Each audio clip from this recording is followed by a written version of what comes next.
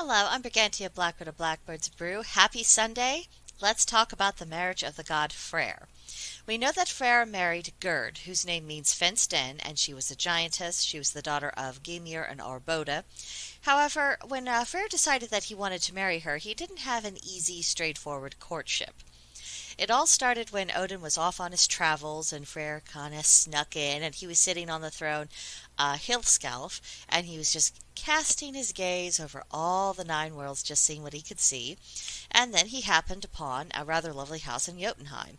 It belonged to a sea giant named Gymir, and then Freyr saw a beautiful giantess going into the house, apparently the most beautiful woman alive at the time. So Freyr was head over heels, and he was sad, getting obsessive about her. He wouldn't talk to her. He wouldn't talk to anyone. Eventually, he wouldn't even eat or drink, at which point his family became pretty alarmed, and his father told the servant Skirnir to go and find out what on earth was going on with his son. So Skirnir was successful in finding out what Freyr was so troubled about, and he ended up promising Freyr to go and woo the young giantess who was named Gerd on Freyr's behalf, but of course he wanted a reward. To go along with this process, Freyr gave Skirnir a horse that would go through a magical ring of fire that surrounded Gymir's home, as well as a sword that can fight giants by itself. Skirnir went, and he was able to get Gerd to speak with him, eventually. He attempted to bribe her to marry Freyr, and told her that she would receive gifts if she would just say that she loved Freyr. Gerd refused. She declared that she had all the gold she wanted already, and that she could never love someone who was of the Vanir. Skirnir tried tempting her with other things, golden apples, rings, other kinds of goodies, but she rejected them all. She said her love could not be bought. Undeterred, Skirnir resorted to threats, because if you can't make them go with you willingly, well, threaten them with a club and see what you can do. We have to keep in mind this story does originate in pretty ancient times. What Skirnir did is that he carved a series of runes on a stick, and he told Gerd that this was a curse, and he would send her to live in the realm of the frost ogres, and she would spend all of her days pining for both food and for love unless she relented.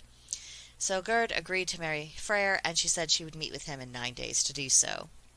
Skirnir returned to Freyr to tell him that the suit for Gerd's hand had been won, and that he wanted the sword as his reward, which Freyr granted.